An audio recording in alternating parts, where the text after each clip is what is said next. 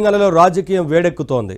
ఓవైపు రివర్ బెడ్లో ఇళ్ల కూల్చివేత, నిర్వాసితుల తరలింపు కార్యక్రమం జరుగుతోంది. మరోవైపు తేల్చుకుందాం రా అంటూ నేతలు ప్రతి సవాళ్లు చేసుకుంటూ హీట్ పెంచేస్తున్నారు. ఏది ఏమైనా మూసీపై వెనక్కి తగ్గేదే లేదని సీఎం రేవంత్ స్పష్టమైన సంకేతాలు ఇచ్చారు. ప్రజల భవిష్యత్తే తనకు ముఖ్యమని తేల్చి చెప్పారు.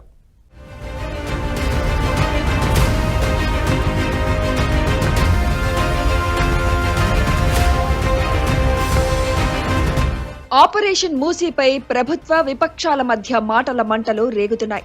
మరోవైపు నిరసనలు భగ్గుమంటున్నాయి.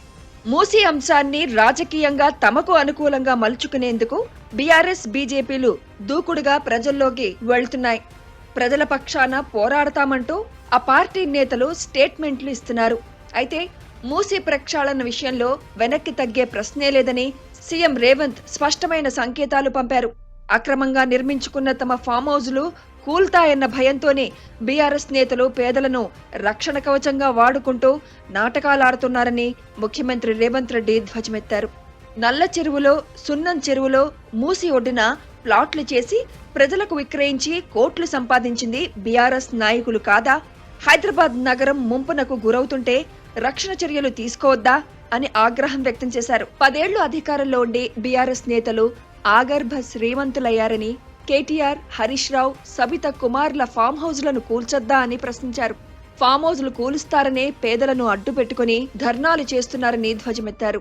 మూసి మురికిలో దోమలతోని, కలుషితమైన నీళ్లతోని అక్కడ బతకలేని శవాలుగా, జీవోత్సవాలుగా ఉన్న పేదవాళ్లకు ఆత్మగౌరవంతో బ్రతకడానికి ఇల్లు ఇచ్చి, ఇంటి ఖర్చులకు 25,000 ఇచ్చి మా అధికారులు అక్కడ ఉండి వాళ్ళని ఇంటి దగ్గర దిగబెడుతుంటే అభినందించాల్సింది పోయి అన్యాయంగా మాట్లాడుతున్నారు. డబుల్ బెడ్రూమ్ ఇల్లు కంటే ప్రత్యామ్నాయం ఏముందో చెప్పండి. పంచుదాం, ఇది ప్రజల సొమ్ము, మేము సిద్ధంగా ఉన్నాం బాధ్యత తీసుకోవడానికి. ఇవాళ పేదల సంక్షేమం అమలు చేయడమే మా బాధ్యత. చేతనైతే రాండి, అఖిలపక్ష సమావేశాన్ని పిలుస్తాం, మీరు రాండి, ఏం చేయాలో చెప్పండి. ఏది చేసినా వద్దనడం, మీ చేతగాని తనాన్ని కప్పిపుచ్చుకోవడానికి మమ్మల్ని ఏ ప్రయత్నం చేయొద్దనడం ఇది సమంజసమాన్ని నేను అడుగుతున్నా. 10 నెలలు కూడా కాలే మేము అధికారంలోకి వచ్చి. 10 ఏళ్ళు ఈ రాష్ట్రాన్ని దోసుకతిన్న మీరు ఇవాళ ఆగర్భ శ్రీమంతులు ఎట్లయినరు? మీరు మాత్రం ఫామ్ హౌజుల్లో ఉండాలి. మీ ఫామ్ హౌజులను కాపాడుకోవడానికే కదా ఇవాళ వీళ్ళను ముసుగు దొడుకొని రక్షణ కవచంగా పెట్టుకొని పేదోళ్ళను పెట్టి కూలగొట్టొద్దు అంటారు. హైదరాబాద్ భవిష్యత్ కోసం చెరువులు, మూసి ఆక్రమణలు తొలగిస్తున్నట్లు తెలిపారు సీఎం రేవంత్ రెడ్డి. లేదంటే వరదలు వచ్చిన ప్రతిసారి ఇళ్లను ముంచెత్తుతాయన్నారు. ఇంకుడు గుంతలు లేకపోతే ఇళ్లకు పర్మిషన్ ఇచ్చేది లేదన్నారు. ఇంకుడు గుంతలు లేకపోతే వాటర్ ట్యాంకర్లకు డబుల్ ఛార్జీలు వసూళ్లు చేస్తారన్నారు. రాజకీయాల కోసం తాను హైడ్రా ప్రాజెక్టును చేపట్టలేదన్నారు సీఎం రేవంత్ రెడ్డి. ప్రాజెక్టును ఆపివేస్తే కొందరు శ్రీమంతులు సంచులు తీసుకొస్తారన్నారు. గతంలో ఈ సంచులు తీసుకున్న వాళ్లకే ఈ విషయాలు తెలుసన్నారు.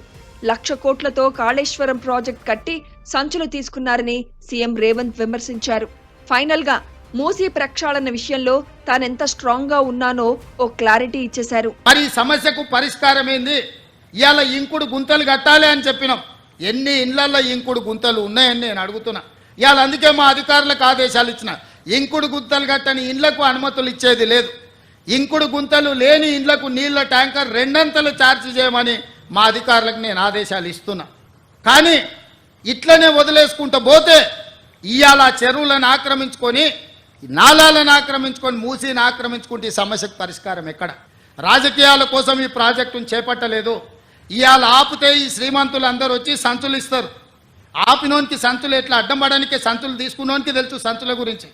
తొలగిస్తే సంచులు ఎవడిస్తాడా? తొలగిస్తే తిట్లు వస్తాయి. తిడుతురు కదా, తిట్టనిక ఈరోజు ఈ పనులు చేస్తున్నానా? నేను రాబోయే తరాల కోసం ఒక మంచి పని చేయాలనే చిత్తశుద్ధితో నేను ప్రయత్నం చేస్తున్నా. అయితే సీఎం రేవంత్ కు బీజేపీ ఎంపీ ఈటల రాజేందర్ సవాల్ విసిరారు. సీఎం రేవంత్ రెడ్డి సెక్యూరిటీ లేకుండా మూసీ ఏరియాలకు వెళ్దామన్నారు. మూసీ ప్రక్షాళనపై సీఎం రేవంత్ రెడ్డి తీసుకున్న నిర్ణయాన్ని ప్రజలు సభాష్ అంటే తాను రాజకీయాల నుంచి తప్పుకుంటానంటూ సవాల్ విసిరారు. పేదలను భయపెట్టి మూసీ బాధితులను ఖాళీ చేయిస్తున్నారని నిరూపిస్తానని, తాను నిరూపించకపోతే ముక్కు నేలకు రాస్తానన్నారు. రేవంత్ రెడ్డి గారిని ఒక సవాల్ చేస్తున్నాను. నీకు నిజంగా దమ్మున్నోడివైతే, ధైర్యం ఉన్నోడివైతే మీరు నేను కలిసి ఇద్దరం without security without security Musi పరివాహక ప్రాంతంలో ఇవాళ ఏ ఇల్లు అయితే నువ్వు కూలగొట్టబోతున్నావు, ఏ ఇళ్ళకైతే నువ్వు నోటీసులు ఇచ్చి చేసే ప్రయత్నం చేస్తున్నావు, అక్కడికి మనం పోదాం, ఇద్దరం కలిసి పోదాం. వితౌట్ సెక్యూరిటీ మీరు నేను కలిసి మొత్తం ఒక రోజా 2 రోజుల మీరు డేట్ ఇవ్వండి, తప్పకుండా పోదాం. చైతన్యపూర్కి వస్తావా, నా కొత్తపేటకు వస్తావా, నా ఉప్పల్ నియోజకవర్గంలో ఉన్నటువంటి రామంతపూర్కి వస్తావా, పోదాం. సెక్యూరిటీ లేకుండా ఒకవేళ కనుక నిన్ను శభాష్ మీ రేవంత్ రెడ్డి గారు అంటే నేను రాజకీయాల నుంచి మొత్తం తప్పుకొని బహిరంగంగా క్షమాపణ చెప్పి ముక్కు నెల కూడా వస్తాను. అటు మూసీ ప్రక్షాళన పేరుతో జరుగుతున్న కూల్చివేతలపై కేంద్ర మంత్రి, తెలంగాణ బీజేపీ అధ్యక్షుడు కిషన్ రెడ్డి ఆగ్రహం వ్యక్తం చేశారు. ఇలా చేయడం వల్ల పేరు వస్తుందని అనుకోవడం సరికాదన్నారు.